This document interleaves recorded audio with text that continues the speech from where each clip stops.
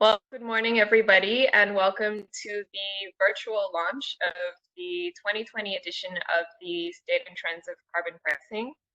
I want to thank everybody for joining us this morning, not succumbing to Zoom fatigue. And my name is Marissa Santacarn. I am a climate change specialist together with the Partnership for Market Readiness here at the World Bank. And for those of you who are unfamiliar with the report, it's an annual publication that the World Bank puts out each year that tries to take stock of all the developments that we have seen over the past year in carbon pricing. And it really runs the whole gamut of things like domestic carbon taxes and carbon markets to international climate change negotiations and the internal use of carbon pricing by companies. We've also decided to create more work for ourselves this year and have included the role and use of crediting mechanisms as well. Now, what does the world of carbon pricing look like in 2020? As you can see from the map here, it's a very busy and very colorful one, with 61 carbon pricing instruments in operation or in the pipeline across all 4 continents. As you can see from the map, it's a pretty even split that we're seeing between those jurisdictions that have opted for a carbon tax and those that are going for a carbon market, as indicated in the navy blue and green, respectively. But there's also a growing number of jurisdictions, as you can see with all the stripes, that have opted for a mix of those 2 policy instruments in order to achieve their climate change targets. All in all, instruments account for around 22% of global greenhouse gas emissions, which is an increase compared to last year that has largely been driven by 3 developments. The first one is the launch of Mexico's national carbon market, which took place in January this year. And this actually also marks the first time that we're seeing an emissions trading system being used in Latin America and the Caribbean. Moving further north, the rollout of the federal carbon pricing legislation in Canada has also seen a flurry of activity as the Canadian provinces and territories have put in place or adjusted their carbon pricing instruments in response to the federal requirements. The third development is Germany's announcement of a national carbon market that will start in January 2021 that will operate alongside the European Union's emissions trading system. As we can see from the map, there's a huge diversity in where carbon pricing instruments are taking place. And in the next graph, we can also see that there's a really big range in terms of the carbon prices themselves, from $1 per ton of CO2 equivalent all the way to $120. Now, of course, I'm just pulling out one metric that we can use to look at carbon pricing instruments, and these instruments themselves will look very different across all of the jurisdictions, as local conditions will determine what the appropriate carbon price will be at that point in time, and also it can play very different roles in the broader policy mix, bearing in mind things like the role of regulations or the role of R&D policies, let alone the pace of technological progress. However, if you look at the far right, what you do notice is that almost half of the carbon pricing initiatives in operation today are pricing greenhouse gas emissions at $10 per ton of CO2 or less, which shows that there is significant potential to scale up prices and ambition in line with longer-term net zero decarbonization targets. And this concept of decarbonization, or specifically net zero decarbonization by 2050, is a theme that's really percolated its way through the report this year, in line with broader conversations that we're seeing in the global climate change space, where there's been a convergence in the past few years, in line with scientific consensus, around the importance of achieving net zero decarbonization by 2050, in line with growing public demand for fast and immediate climate action. So governments and companies are increasingly setting such targets. The next question becomes, well, okay, what strategies and policies am I going to use to get there? And what role is carbon pricing going to play to help me achieve this? Over the past few years, the first and most obvious way that we've seen jurisdictions responding to the net zero decarbonization challenge is to expand the reach of existing carbon pricing instruments. Now, this can happen in a number of directions. It could be that jurisdictions decide to cover more sectors or gases by their carbon tax or carbon market, as we're seeing in New Zealand and Switzerland. Thresholds might be lowered so that you can regulate more companies, as was the case with Chile's carbon tax reform. Or it could also be the case that countries are deciding to phase out existing exemptions to the carbon tax or carbon market, whether it's, again, for companies, sectors, or gases. Related to this, we're seeing some jurisdictions start to consider and put in place a second carbon pricing instrument that operates alongside existing carbon taxes or markets.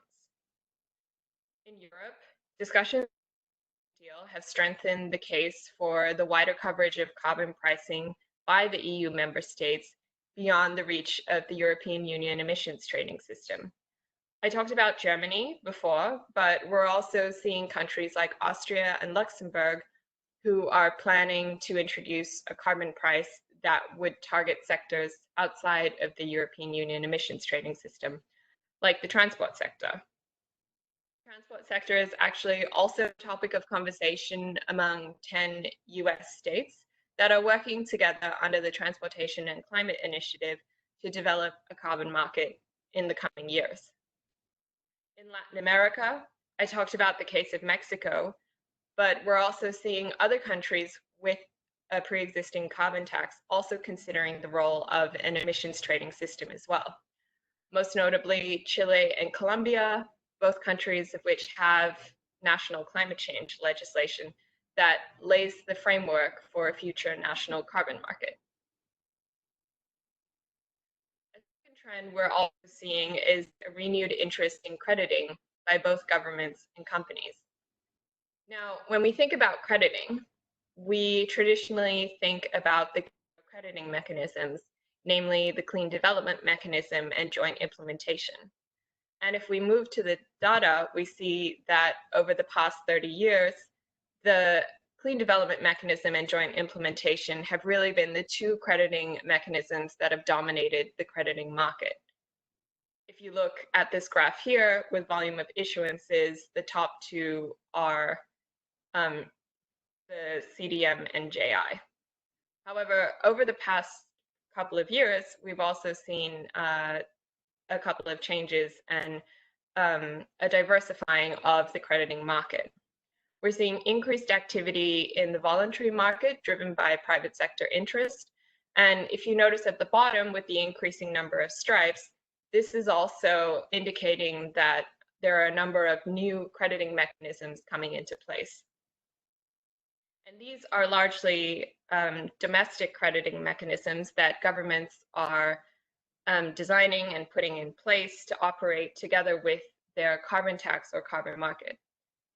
This way, this will give companies that are regulated by the carbon tax or carbon market some flexibility in terms of compliance, but it also allows those countries to stimulate mitigation in sectors that aren't coming under that carbon tax or carbon market. In addition, any of the co-benefits of crediting, be they health, gender, social, and so forth, will also be captured locally by that jurisdiction. We're also seeing a dominance in terms of the sector activity driven by the Clean Development Mechanism and joint implementation. So as you can see from the Sankey graph here, the top three categories, industrial gases, renewable energy, and fugitive emissions, are those activities that are also correlated with CDM and JI activities. That being said, over the past couple of years, we're also seeing an increase in crediting activity in the forestry sector, which accounts for around 42%. And this is also partly related to the broader trend of interest in nature-based solutions, largely driven by the private sector. In addition to companies increasingly turning to the use of voluntary credits, we're also seeing some changes in how internal carbon pricing is being used by companies as part of a broader climate change strategy. As this graph shows here, there are a number of different reasons why a company may choose to put an internal carbon price in place. And this also accounts for the large diversity we're seeing in terms of the internal carbon prices themselves. However, the majority of companies are using them largely to change internal behavior, as well as drive investments in low carbon technology and energy efficiency. That being said, with growing public pressure and investor pressure on both the importance of climate change and also an acknowledgement of the risks that climate change can pose to companies, we may see the use of an internal carbon price expand in the future to cover the whole supply chain in companies. Now, I've given you a very whirlwind carbon pricing paint by numbers tour of the state and trends of carbon pricing report. However, the report goes into a lot more detail that really takes apart some of the different ways in which carbon pricing is used both by jurisdictions and by companies. Whilst the concept of carbon pricing is one that is conceptually quite simple, there is a lot of diversity in the ways in which we're seeing it be applied, be it in terms of the types of sectors they cover, whether it's for broader tax reform, also considering, for instance, some of the benefits that a carbon price can deliver, not least of which is the use of carbon pricing revenues, with 45 billion raised by carbon pricing instruments in 2019 alone. In addition, there are also a number of co-benefits that we're only starting to become aware of and measure so that we can design those instruments to enhance those co-benefits, like the health co-benefits of cleaner air, for instance. All this and more is contained in this year's State and Trends of Carbon Pricing report, as well as updates to our carbon pricing dashboard. Thank you all for listening to our presentation, and I hope that you find the report to be a very useful and informative one. Now, I'd like to turn over to the panelists and Angela for a deeper dive into some of the trends that we're seeing this year in carbon pricing. Thank you very much, Marisa, for that excellent presentation. I see that we don't have any questions at this point. I would like to remind the audience that you have the possibility to provide your questions through the chat box in WebEx or through slido.com, where you can log in with hashtag CP2020. So at this point, I would like to move on to our panel discussion. We have 4 panelists from the European Union, from Chile, from CDP, and from the International Emissions Trading Association. I will go straight on and start with Beatrice Jordi. Beatrice is the Director for the EU and International Climate Markets at the European Commission, DG Klima, where she leads a team responsible for the EU emissions trading scheme, promoting carbon pricing and advancing innovation, opportunity and competitiveness in line with the Paris Agreement. So, Bea, maybe we'll start with you. Okay, I just want to make sure that Beatrice is on.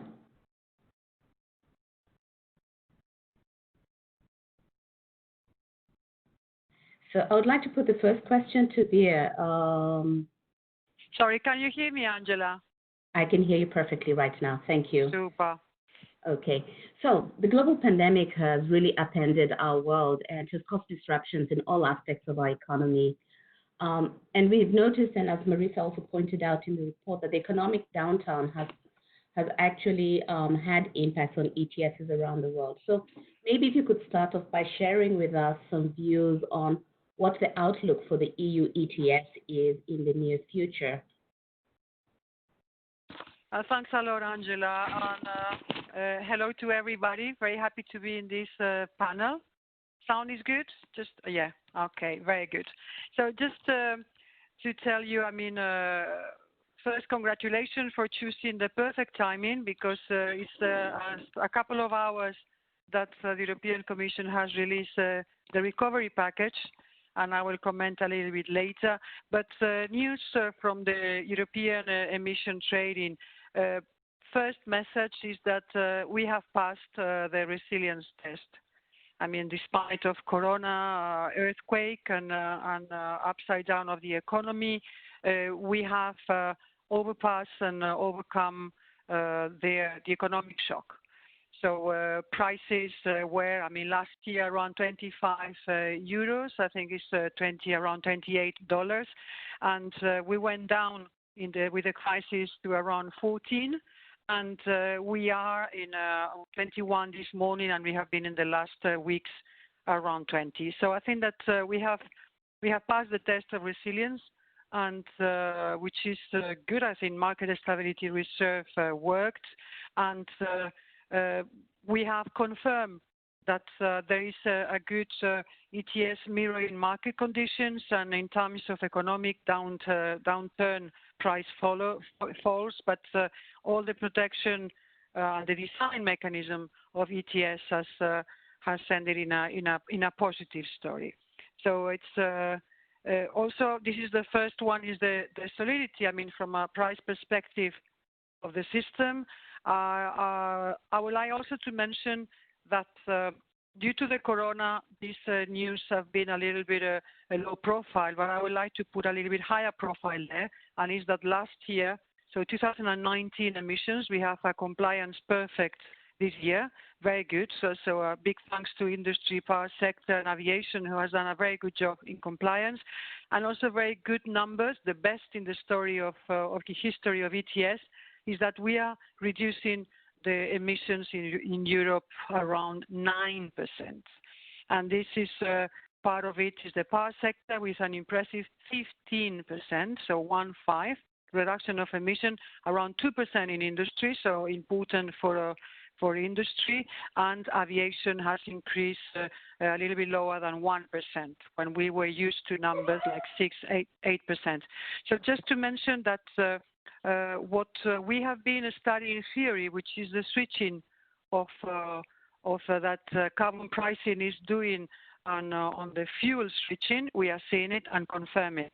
I come from a country, from Spain, that due to ETS prices, also of course high coal prices and lower gas prices, but ETS prices also, we have reduced more than 60% the coal production. Germany 1/3.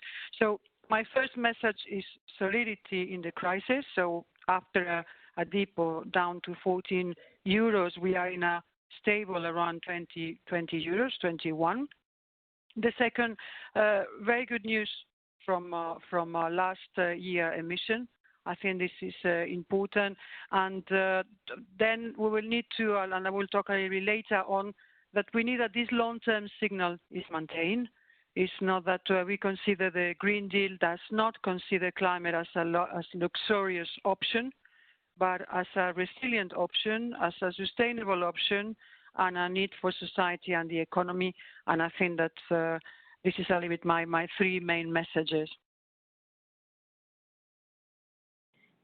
Thank you very much, Bea. And you mentioned the recovery plan that was unveiled yesterday, and we thank you very much for making sure that it was timed with our report. We did notice that a part of the recovery plan was the dedicated action related to climate change. So is there a role to enhance the use of pricing in that context? And are there any other lessons we can take from the EU, especially as we know that this is a conversation happening in several other countries at the moment? Well, I think that we have a lesson clear in I think in Europe, and it's the emission trading has defenses, have people attacking. I think that we are now in a very solid time that nearly no one is doubting on the usefulness of ETS. I think that this internalization of externalities, this flexibility to the market, these sorts of revenues that you can design and orient it for more cohesion, for more innovation, for industry, for countries.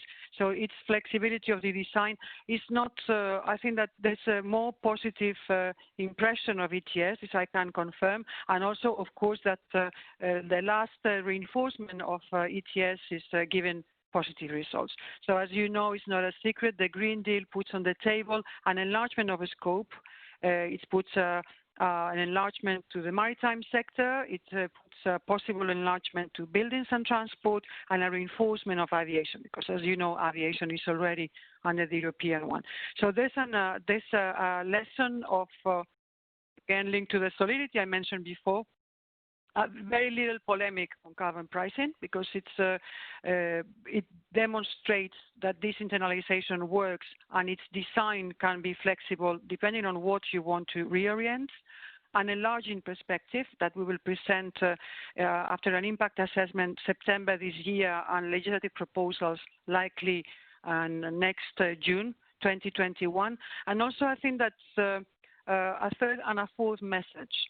So third is that the crisis, and I would like to put my words with a caveat, because we have many tragedies in many families, but this crisis offers an opportunity of investment in a 21st economy and not investing in a past economy. So we need to use this liquidity, this injection, and the recovery plan, as we have the pleasure to hear this morning from the Commission, is that in our case is going to be concentrated on green recovery, on digital, and on resilience. So it needs to be the carbon pricing and the climate as a whole part of the recovery. The fourth one is a little bit a call of prudency on international offsetting. And this is, as you know, we have not such a good story in Europe with the offsetting. So we need to be to have a guarantee of quality. We will need to have a guarantee of avoiding double counting, and that we use and we do not undermine mitigation targets. So in this context, we had the climate, and I'm about to finish, Angela, to leave to other speakers. In this pressure from the society that we have the corona, plus the corona crisis, I think that a solid climate change policy needs to be embedded in all the recovery package. Thank you very much, Beatrice. And there are a number of questions coming through for you that we will take when we have gone through to the end of the panel. Thank you very much. We'll move on to our next panelist. This is Mr. Juan Pedro Cele, who works at the Ministry of Energy in Chile, where he serves as the Chief of Climate Change. Juan Pedro has nearly 20 years of experience in climate change-related matters. Most of them are dedicated to the multilateral climate change process under the UNFCCC, and its primary focus is on market mechanisms, including Article 6, as well as their application at the domestic level. So Juan Pedro, can you hear me? Are you with us? Yeah, can you hear me? Yes, we can hear you perfectly. Good morning. Good morning. So Chile has been one of the early movers in this space when you came forth with the carbon tax a few years ago. And now with your revised NDC commitments, your country has committed to net zero by 2050. So what is the current outlook right now in terms of strengthening or enhancing the carbon pricing instrument that you already have? Super, thanks, Angela, and good morning, good afternoon, good evening, friends and colleagues. Yeah, we think that it will be difficult to achieve our carbon neutrality goal without carbon pricing. So you said that we have improved our tax, we have made some changes to the tax, but probably the tax as it stands now will not be sufficient to assess companies and the government to reach their goal. I would say that the prospects for that to happen, I mean, to factor in carbon pricing into that equation of carbon neutrality are very good. One example is the new NDC, in which we have explicitly mentioned the use of ETMOS from Article 6 to either helping us achieving this NDC and also raising ambition. The other good news is that in our climate change bill that is currently in Congress, there is a carbon market mechanism in Articles 13 and 14, in which companies or regulated entities will be able to trade the emission reduction they achieve over the limits that will be imposed. There's also offsets in the law, and there's also Article 6 in the law. So we have kind of a regulatory framework for carbon pricing to be part of the equation, as I said. And we have done a number of scenarios of how to achieve carbon neutrality. And when you factor in carbon pricing, the prices or the cost of a ton of CO2 decreases dramatically from, let's say, $200-something, $50 per ton to 48 by applying just offsets. So if we imagine a system with offsets, maybe with a carbon tax and also an emissions trading system all together working, maybe you can even lower the price. And a final, I would say, prospect is that we are engaged with other ministries in a green recovery package, in which carbon pricing is also there and more explicitly an emission trading system. So we would like to continue exploring different carbon pricing instruments in this journey to become zero emissions by 2050.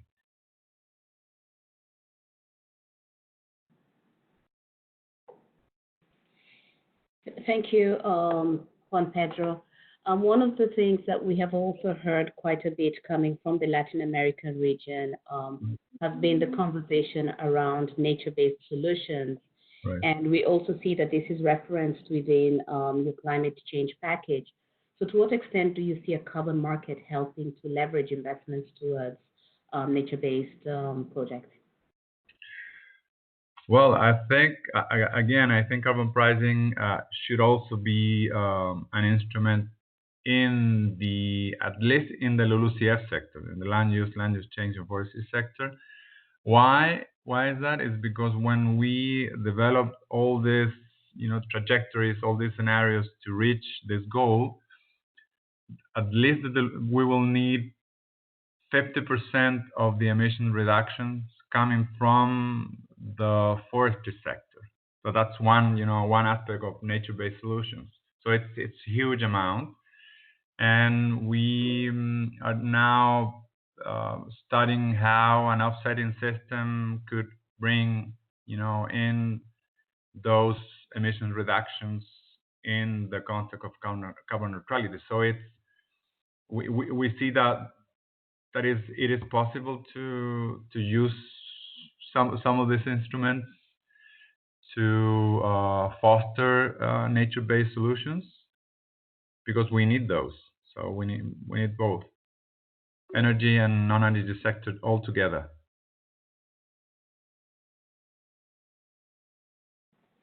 Thanks. We do have a couple more questions for Chile and also a couple that are coming through, but I will move right on to Nikki Bartlett. Now, when we review the carbon pricing action around the world, we not only look at the explicit instruments, as in the tax or emissions trading, but we also look at the implicit application in the operations of different entities.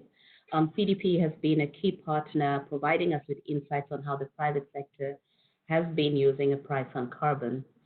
So Nikki Bartlett, who's with us today, is the Global Director for Climate Change at CDP, formerly known as the Carbon Disclosure Project. an international NGO providing the only global environmental disclosure system. So she's responsible for ensuring CDP's climate change strategy is delivered, and they're also involved in leading initiatives such as the Science-Based Targets Initiative and RE100. And they're also a proud member and active member of the Carbon Pricing Leadership Coalition. So Nikki, do we have you online? Can you hear me? Here. Great. So with more investors and stakeholder pressure, as we noticed in the last year, this has been very much in the media, with more of them raising the concern posed by climate change, what changes have you seen in the types of companies and organizations using an internal carbon price? Thank you, Angela, and delighted to be here, and really congratulations to everyone involved on that excellent report launch. Really good reading and analysis. So I think what's really important is in the vast majority of cases, CDP has been tracking corporate behavior in terms of what we call internalizing the price from markets into their operations since 2014. And we've seen a significant increase in reporting on this from companies. So this tool being used by companies more and more. And the changes have been moving from, in the initial stages, what we saw was a direct internalization from explicit carbon pricing schemes, which is, an obvious, it's like your grandmother doing her budgeting, right? Nothing magical in that. They should be internalizing that cost. That's the point. But in time, what we've noticed is that tool has evolved. You have sectors coming into the space and reporting on it that are not directly impacted by explicit carbon pricing regulation. But they have seen it as a very useful tool to be able to change behavior within the organization to achieve a goal and outcome. And what we have also noticed is even in those sectors that are explicitly faced with it, the way in which the tool is used is also evolved. So, for example, we see that they are starting to incorporate implicit price signals. So where we're seeing that carbon is actually becoming more of a risk or more expensive in the economy through a variety of mechanisms that policymakers may use, emission standards, and complying with these would increase costs, and therefore there is a cost to carbon emissions, etc. Even targets on energy that governments may bring out. All of these have become internalized, and at the same time, companies have begun to see that they are increasing opportunities. And unsurprisingly, we see the companies that are headquartered in the European Union having potentially the biggest. They see the biggest opportunity over the longest period, and that potentially can be linked directly back to the fact that there has been this emission trading system operating for a significant longer period there than in other jurisdictions. So firstly, it's a direct correlation to these markets and internalization of costs, but I think secondly, it has become something that corporates are using as a tool.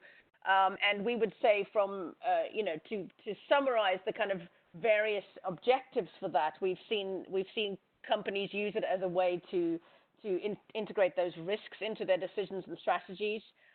Their opportunities, so for example, it could be used to a higher price by some companies may be used in their R&D budgets to ensure that their new products and services of the future are aligned with a zero carbon economy. And then you see some companies using it as a deliberate tool to achieve a target that they may have set themselves.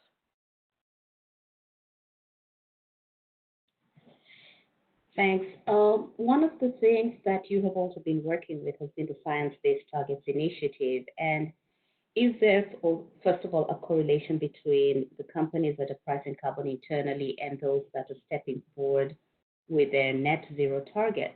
And to what extent are we also seeing an interest or a demand for credits to achieve this particular goal? So I think this is quite it's really exciting to see. There has been, I mentioned the fact that this tool is used by many companies to achieve a target deliberately. And we are seeing an increase in the number of companies who are seeking to align their reduction goals with science and are seeking to have that verified for a stamp to be placed on that. And hence the creation and the development, continuous development of the Science-Based Targeting Initiative. And we have around almost 900 companies now, big multinationals around the world, who have committed to setting these targets. Around 377 of them have already had their targets verified as being aligned with a well below 2-degree world. And there are around 200 companies that have said, global companies that have said that they would align their targets with a 1.5-degree world. And of course, there are two ways in which this is defined. Science-based targets very much has focused in the initial terms on the short to medium term targets that companies set. And then there is now the expansion of that into a net zero target. In other words, what's the long-term aim ultimately to get to that net zero goal? And that's really important when it comes to looking at how offsetting or credits may be used by companies. So the short to medium term, the science-based target as it's originally formulated, it doesn't recognize, except in very specific places, crediting as part of the system because it has prioritized decarbonization first, because that would be what science would demand. At the same time, though, it very much recognizes that this is about time, right? And it's about time to achieve in certain sectors where that becomes tricky right now. How do I achieve the long-term goal? And there's starting to be a rigorous amount of work, both in the standard and in protocols such as the Greenhouse Gas Protocol, to look at how we start to recognize things, and making a distinction between, in the crediting world, between, removal, where you're actually balancing one with one, in terms of emissions, so reductions with actual removal from the atmosphere, and there are obviously a variety of ways that could be done. But then there's also, of course, the world where we name that climate finance, which is the very live world that has been reported on by Marissa earlier, and a very dynamic world and a very important world in terms of what companies and others have been investing in to ensure that there is emission reductions or opportunities or mitigation projects in other places, but they are not equivalent to their avoided emissions, but very, very important protection of forests, restoration of, et cetera, et cetera. And all of these, we believe, are really, really important. They have different roles to play in how companies aim to achieve those long-term goals. But the priority has been on decarbonization as in line with science, having to happen, because no matter what happens over the long term, essentially companies need to be at that almost zero by 2050 space. Okay, thanks. I'm going to sneak in one last question before I move on to our next panelist. Last year was one of the first years that we flagged the engagement of the financial sector and the increasing interest in carbon pricing. Has this affected business behavior and corporate disclosure? And have we seen any changes since the TCFD, the Task Force on Climate-Related Financial Disclosures, was put forward? And more specifically, are there any existing or expected effects on the carbon price or the carbon-intensive industry stock price as a result of this? Yeah, that's a nice big question there, Angela. So yes, we have certainly seen CDP has been very supportive and working very closely with the TCFD as they have undergone a really useful set of recommendations to the market that is continually developing. And what we've seen, our questionnaire is entirely aligned with the key pillars of the TCFD recommendations. And because those companies that have been disclosing to CDP, big major listed companies for a long period, the vast majority of them are aligned already with TCFD, except there are some very important new elements and those trends we're seeing growing. Number one, of course, there is the increasing focus on forward-looking indicators. So this means your metrics, your targets. What can investors see as your plans for the future? So we see these as they may be targets themselves on emissions reduction, on renewable energy growth, etc. They might be that you are looking at essentially your strategy and how you're integrating it. You're doing scenario analysis, and that is very clearly changing the decisions you're making as a company. And then what we're calling transition plans are becoming more and more part of practice, which which the definition for that is still nebulous, but I think you're starting to see companies and shareholder meetings really pushing for that, and an increasing trend for that being an important part of reporting. I think looking forward, we're going to see an increasing focus on reporting on the actual emissions in scope 3, as they call it, but very specifically on those parts of scope 3 emissions that really matter, which for some sectors are your products and services, and for other sectors maybe is your upstream and supply chain. And that those parts of reporting need to be prioritized. And that I think, secondly, one of the biggest changes we are seeing is the increasing drive, which is really important part of what the TCFD did, in that the finance sector will also need to report on these things and on their financed impacts, and on the risks that are embedded in their investments and their corporate lending, etc. And that's the change we're beginning to see in terms of, is this changing the way they are valued? It is beginning, certainly. I wouldn't say it's just a TCFD that has done that. It's been a variety of very clear signals within the economy's policy signals, but also campaigning, and all of these come together to say that carbon is becoming something that is less and less welcome as a future. So a heavy carbon-based business model is becoming less valuable and less valued. So I think that would be ultimately the outcome of this. Thanks. And presumably that is something that will actually have an impact on emerging markets as well, as a driver for the use of the carbon price.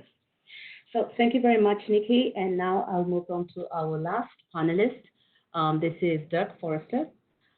Dirk is the president and CEO of the International Emissions Trading Association, which is a nonprofit business association dedicated to market-based carbon and climate policies. IETA has 140 member companies, and it is a globally respected thought leader on strategies to harness the power of markets. So Dirk brings a long history of public and private sector engagement in energy and environmental policy, having spent a decade with NatSos as a managing director, as well as having served as the chairman of the White House Climate Change Task Force in the Clinton administration. So Dirk, can you hear me? Do we have you on? I'm here. Can you hear me? Super, yes. Good morning. So IETA members are basically champions leading the charge on emissions trading in the private sector, which has been an extremely helpful support to governments as they have been putting in place the initiatives. So from your perspective and from the vantage point of the Emissions Trading Association, how has the private sector engagement evolved in the last year? And do you foresee a change given the present crisis that we know many of these businesses are struggling with at the moment? I think what we're seeing right now is, I think a lot of our activity reflects what's happening in key governments.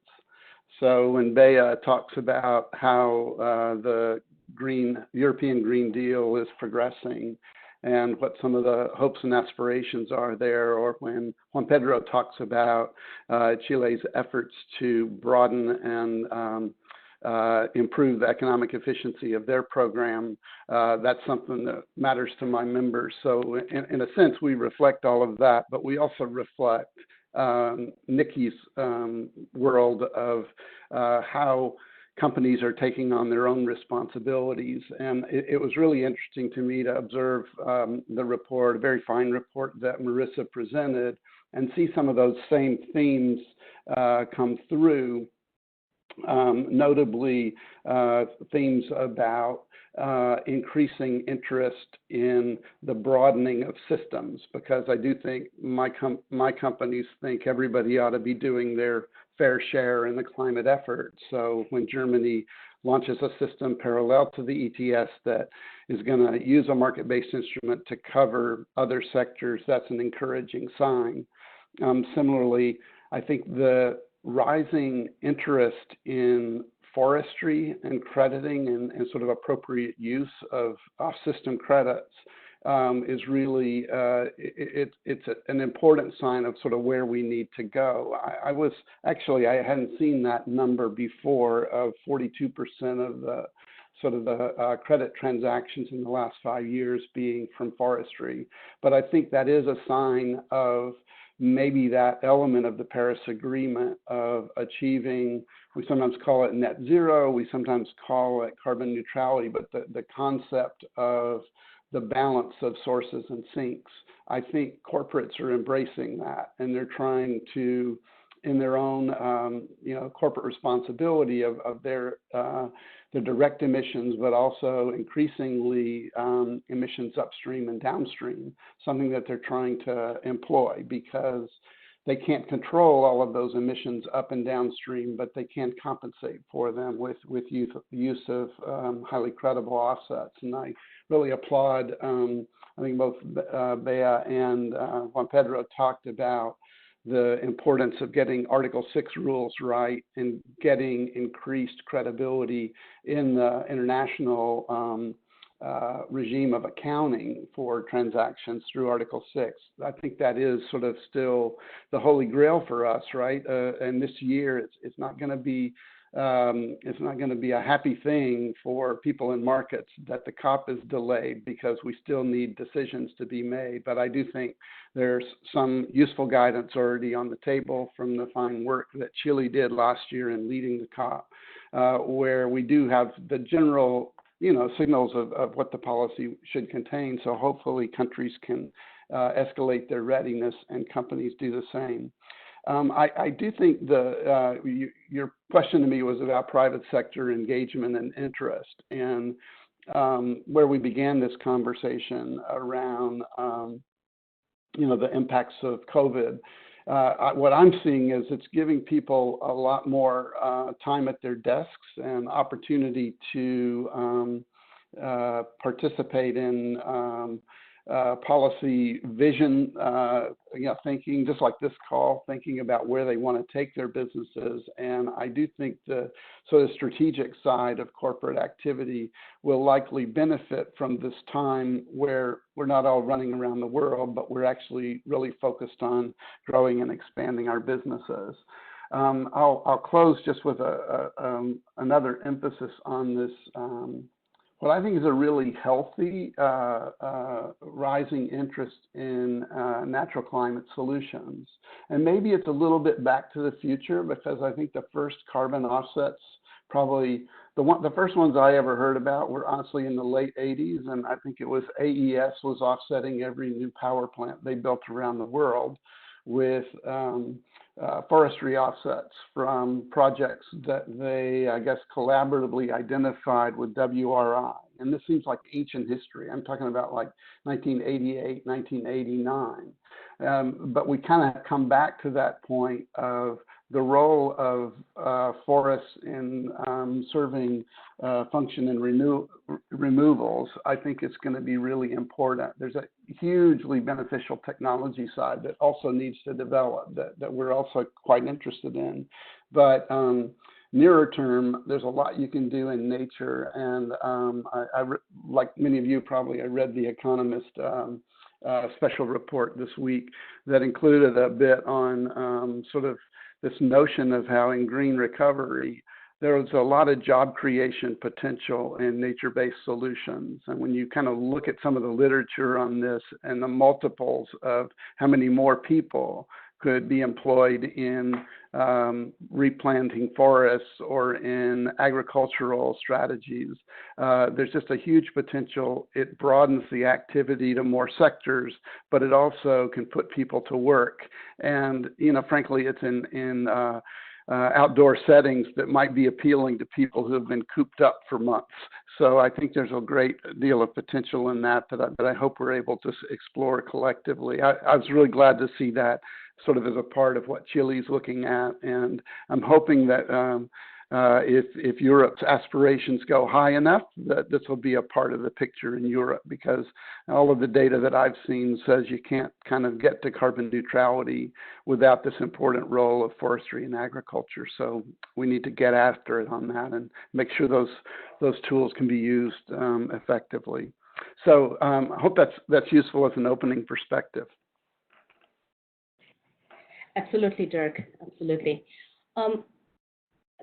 we've talked a little bit about how COVID has people sitting at home, spending more time reflecting on what is the path forward.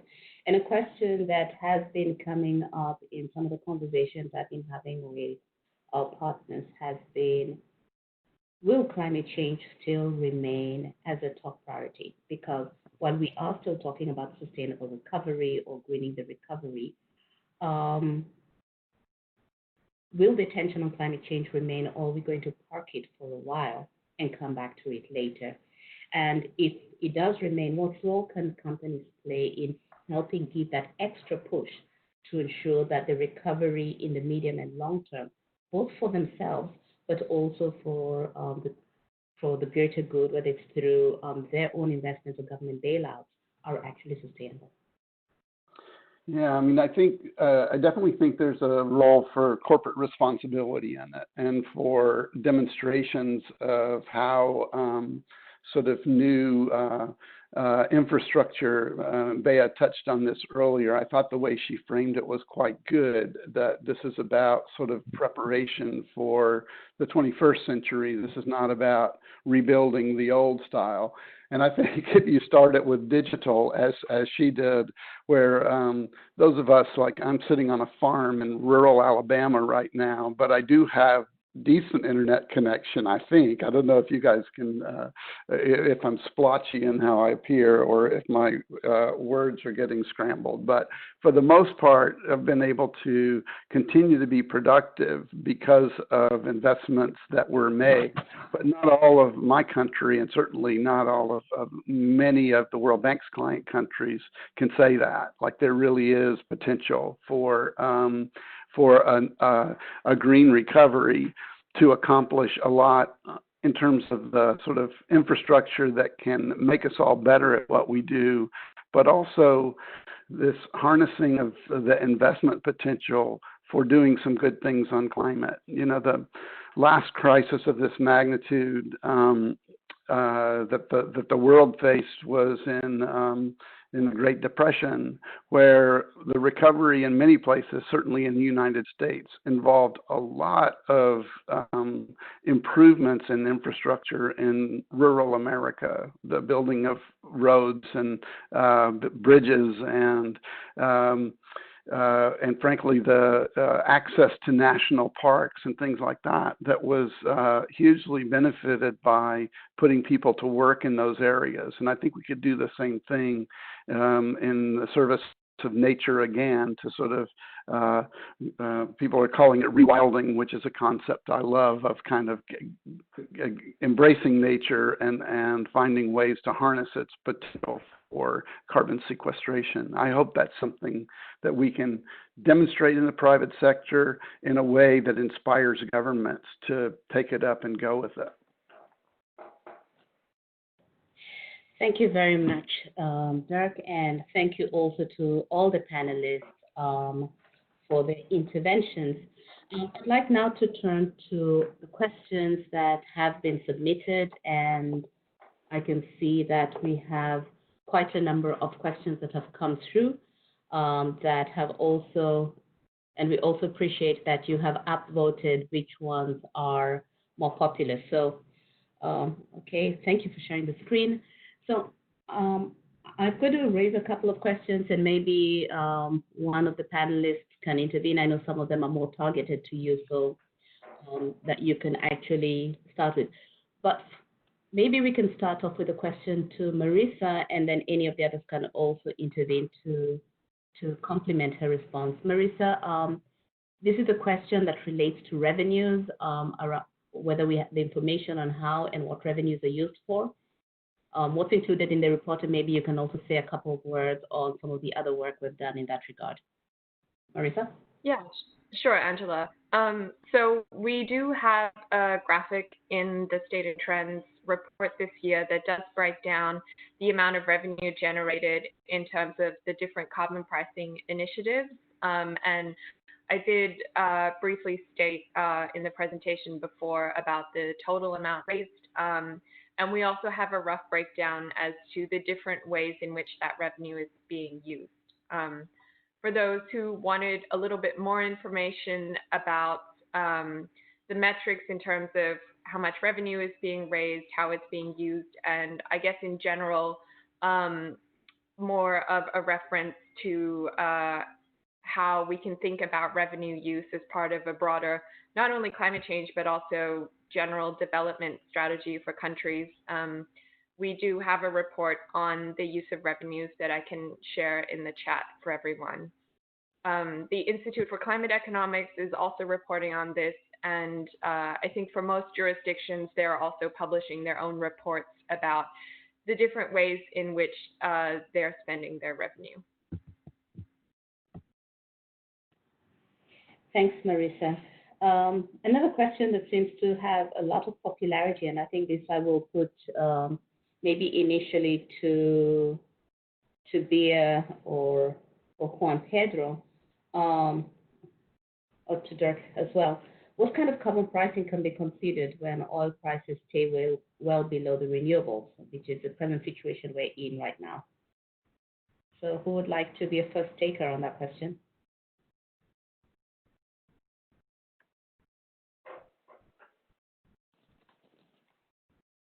We're all being polite. I mean, so Dirk, please go ahead. I'll state the obvious, right? So for those that look at energy subsidies, right, it does seem like a crazy time with price rise thing the same way. So I think that opportunity when prices are low. My career, I was an official in the U.S. Department of Energy, and I remember our strategy at the time was that we thought times when the price was low or times when you should be filling the strategic petroleum reserves, right, and building up stockpiles for the future. And yet what we did in government was the opposite. We needed money because prices were low. So we were selling out of the strategic petroleum reserve in order to get money to repair it. So I'm not sure, a lot of times when you get into the world of these subsidies, they can really kind of come back and bite you in the wrong way because government's not always the most rational actor that you'd like for it to be. And I think levels of subsidy, when you look at OECD and IEA reports on this, they are alarming in some places. So that would be my response. I'm sure Bea's got something much more brilliant to say. Thanks for the brilliant, Dirk, and a pleasure to see you, even if it's through a screen. Well, it's what I can say is that what we are seeing, which is of course due to the setting of the marginal cost prices in the electricity market, renewables are coming in. I mean, due to the low or zero operational and maintenance. So renewables in Europe are really coming in the system. As I mentioned before that we have this minus 15% last year of. Can you hear me, Angela? Can you tell me if no sound is good? Because I see a lot of things turning on my screen. Yes, sound is good. Sound is good. Okay, super. Thank you. So we see, as I mentioned before, we have a minus 15% of emissions, and this is through a clear entrance of renewables in the market and some natural gas. So it's a massive entrance of renewables in the markets that is producing this fuel switching. So in the oil prices, of course, I share with Dick his astonishment on the numbers on OECD on still fuel subsidies, so that this is something that we would like to abolish and through the Green Deal, and also something that I forgot to mention before, which is the Just Transition Fund, so to accompany also this transition. But oil prices are giving volatility, which is never good, even low or up, is never good to the market, and I think that renewables is thanks also to carbon pricing and other policies coming into the energy mix. The energy mix picture. Angela? Yes, Juan Pedro, please proceed.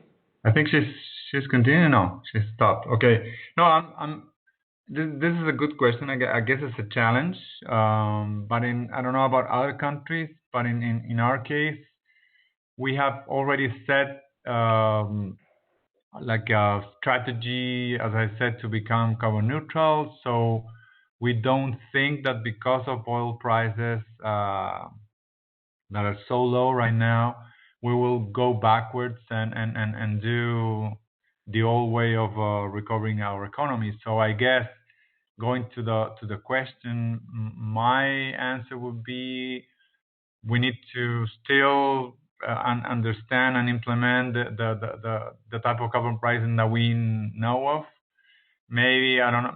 Maybe the tax won't be, I don't know, a good instrument because it's not that flexible. But given that we have included now an offsetting system, you can bring some flexibility to regulated entities. But an ETS still should still be in our portfolio of carbon pricing instruments. So my message would be we need to continue. We don't need to look backwards. We don't foresee any coal, for instance, in our metrics from 2040. Not much oil, of course, and a little bit of natural gas, but very little in our metrics. But mainly it'll be clean with renewables almost 100% there. So yeah, it's a challenge, but we need to keep on and move to be more ambitious, I guess. It's not an easy question. Yeah, thank you, Juan Pedro. This is definitely a question that we will need to spend a bit of time reflecting on, because the current reality with the low energy prices, at the same time as countries are seeking to define, ways to address the crisis and the short-term recovery, will have ramifications for moving forward. But so we will be coming back to this in several conversations in the near future. I want to take a couple of questions that relate to the internal carbon pricing. I think I'll try to bundle them together. There is a question around, are there success cases in implementing an ICP?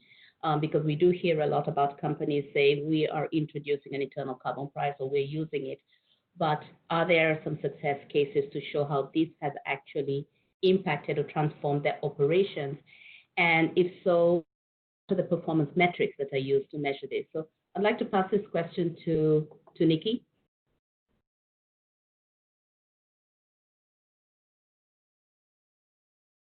Nikki, can you hear us?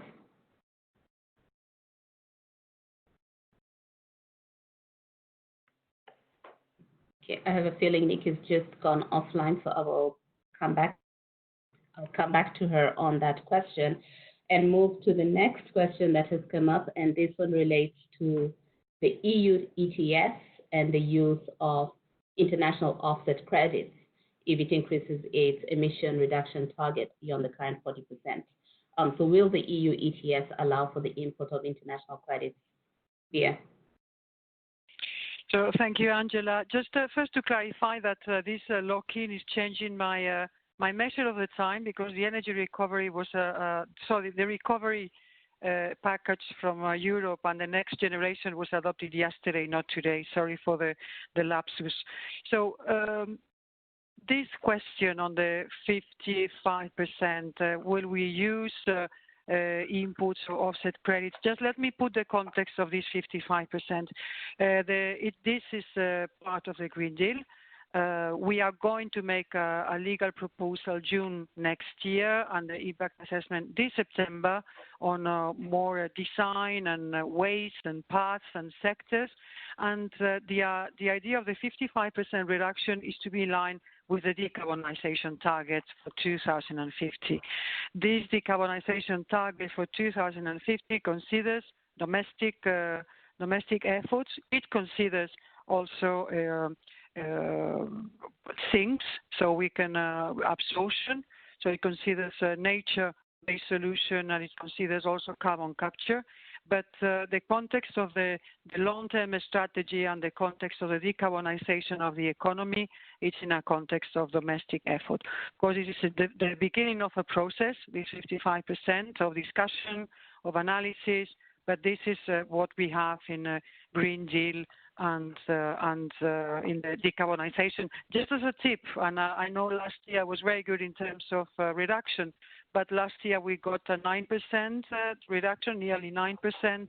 We have this 9% only in ETS, but this is not our intention. As we think all the sectors and wider economy need to contribute, we will be in a 555. I don't say it's easy because it's not easy, but just to give a scale or a proportion or some light on the numbers.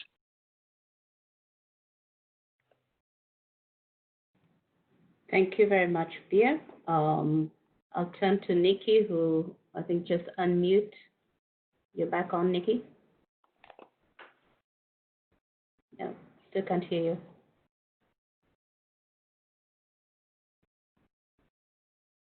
you. You're still muted, Nikki. You need to press the mute icon.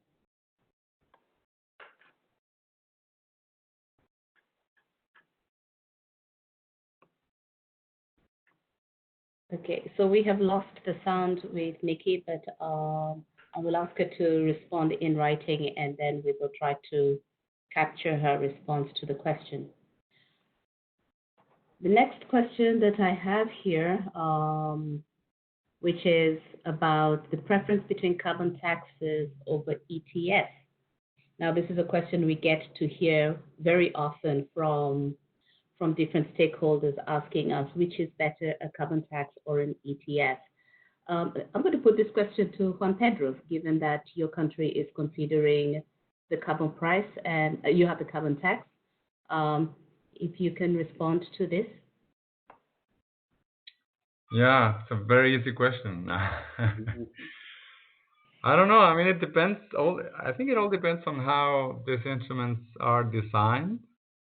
In terms of maybe technicalities, but also in terms of participation of stakeholders, mainly those that are going to be regulated. So that's one thing. I guess if you look at flexibility, of course, the tax is not flexible. If you just design it plain without any ancillary instruments, such as offset, for instance. So compared to an ETS, I would say that ETS is more flexible. You can, I mean, I'm not saying that it's easy to put a carbon price of, let's say, $40, $50 per ton.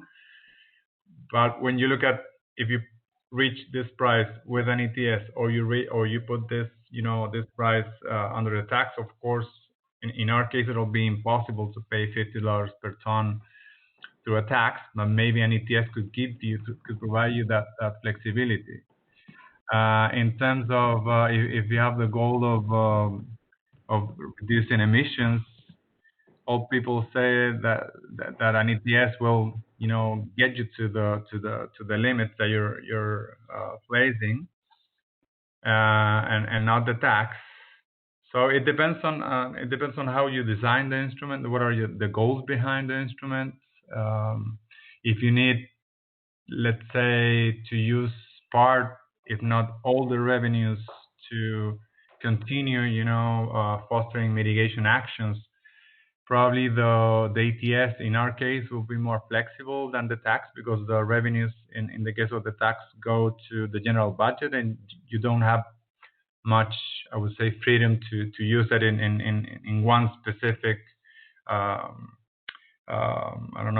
goal or approach. Yeah, that would be my first takes on the question. So a reflection that we have, and this is something that's come again from a lot of the conversations we've had with the different jurisdictions, is, of course, it depends on the intention that the particular jurisdiction has with applying the instrument. For many, a carbon tax tends to be a simpler option because of the administrative simplicity of being able to apply it and utilize it.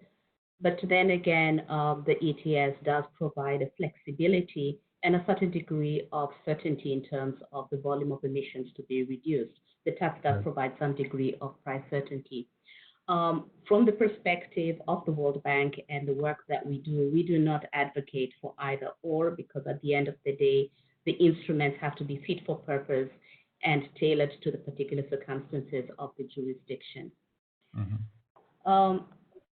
Okay, I can see Nikki was flagging again. Let's see if she's going to be able to respond. You hear me now? Yes, perfect. Oh, thank heavens. I don't know what happened there. I logged in and out again. So the question around performance and, how do we measure and know that companies, what they're doing actually makes an impact in their company? And that's a really, really important question. And one that I think is we've been focused on that on the last few years, definitely something that many companies have been. And I think also investors are starting, and I say starting, because it is a journey, begin to understand that this is the key and what questions they actually need to answer. If you look at what the TCFD recommended in their initial recommendations, it's very much focused on companies that are exposed to an existing regulation or who know that they will be exposed to one shortly, and making sure that they're reporting on that and how they're integrating that risk. And then what we're beginning to see and what we recommend to investors is that there be understanding that the way in which a company uses this actually tells you something more about whether a company is truly integrating that risk and opportunity and changing their business models and investment decisions, or whether it is simply a number, a variable amongst a whole bunch of other variables on a spreadsheet when they make for example, when they make an investment decision. And so that for us, we worked with Navigate, with other thought leaders in the space to create what we believe are the sort of aspects that make the how of this important. Ultimately, these are proxies that investors can look out for, which give them an indication as to whether a company is actually integrating this seriously within the business. But at the same time, the ultimate impact you'd want to see is obviously that the company's transitioning and there isn't decrease in emissions. That's your simplest ultimate outcome. But the proxies en route to that for us would be, don't focus too much on price. Price is really important, the way the company is used, but don't let this become the key piece that you focus on as an investor or as a company. It's actually just as important, if not more so, the understanding of what we call the influence that this will have over your business. So how is it influential in business decisions? And then the other is, where is it used? Is it applied just an investment? Great. How is that done? And there is a series of trends and sort of best practice emerging that we can see. And yes, we do have examples of companies doing this very well for the different objectives and in the different places of their business that they're seeking to achieve change. And it's not a one size fits all, but really beginning to understand those aspects, the dimensions of the tool are really important. And also, it is not as if all companies, we don't believe all companies should use this no matter what. For us and for investors, it's certainly a proxy for seeing how sophisticated a company's approach to integrating this risk is. But at the same time, they may have deliberately chosen a different set of tools to achieve their emission reduction goals or achieve their climate financing goals, etc. Some of the goals that Dirk was highlighting. And they may not use this tool, they may use another, all of which is really valid. And so therefore there is a range of indicators, and ultimately what you want to see is the strategy of the company changing and adapting, and more zero carbon, low carbon products and services being brought to market.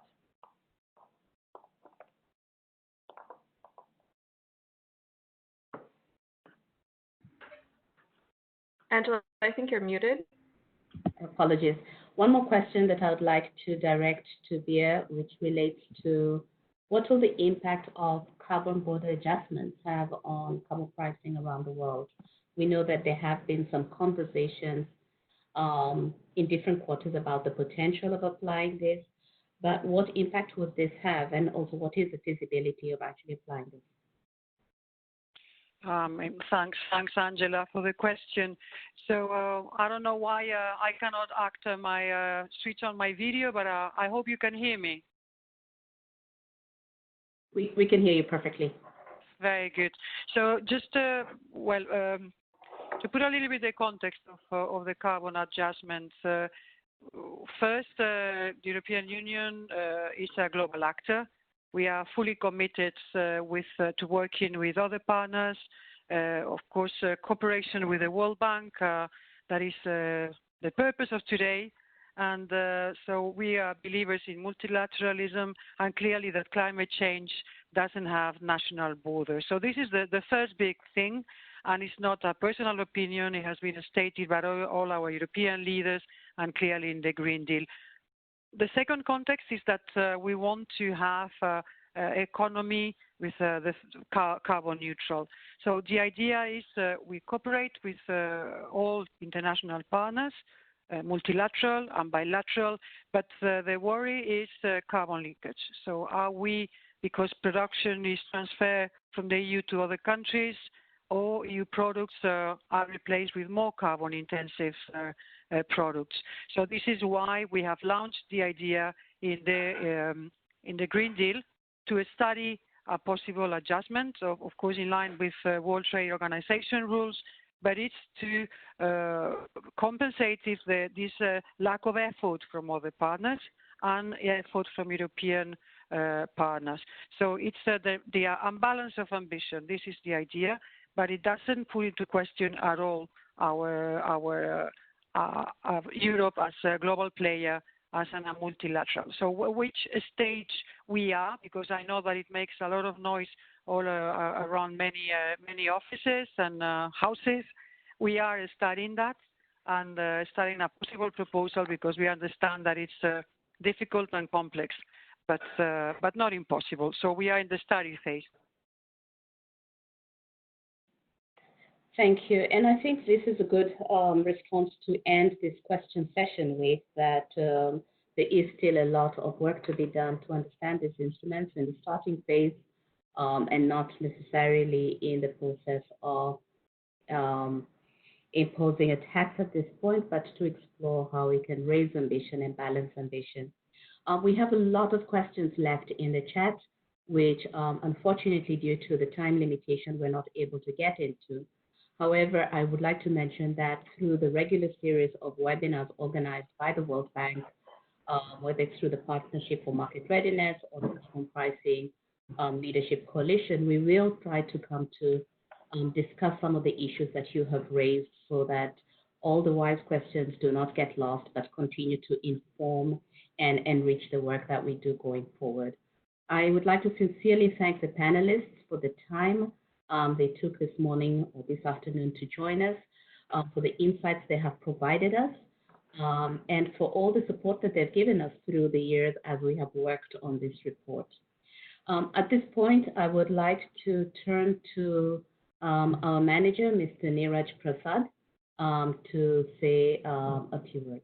Neeraj. Thank you, Angela. Can you guys hear me? Yes, we can hear you perfectly. Yep.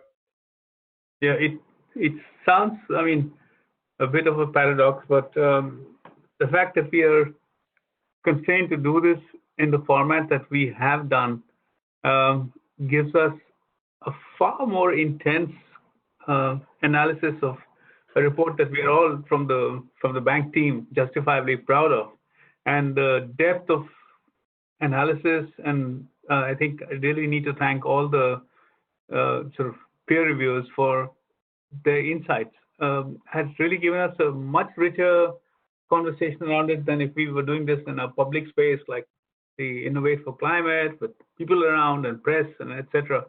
So I find this really sort of meaningful, and this is one of our in a complicated year because of the COVID-19 situation, etc. I think one of our more intense reports, and I shouldn't put the team on the spot, but I think this is something that we all should be very proud of. It's also a little bit of a, how should I put it? I wonder if Marisa even can tell me what the words stencil or cyclostyle mean. I remember sitting in Beijing in what was it, 2003, 2004, translating into Mandarin with the help of a colleague from Yale Law who was writing it up for us, and then turning out copies of the State and Trends report. So we've come a long way from there. I mean, and I'm so delighted that we have reached the stage where we have reached. But I'm saying all this in a kind of, as I say, exit kind of statement, because in a month I'll be gone, and my colleague Wendy, I don't know if she's online yet or was she online earlier, will take over my assignment. But it's been a great journey, folks, and I'm so delighted to see where we've gone with this. But this was a great report, and I'm looking forward to helping launch it every way possible, and really want to thank the peer reviewers for their excellent insights. And all of you are, well, I don't know Nikki that well, but Juan Pedro and Dirk and Pierre, we're all old friends. So it was great working on this together. Thank you. Thank you very much, Neeraj, and thank you for your leadership in these last years, and of course, also for having been a pioneer all the way from the start of this series in the early 2000s.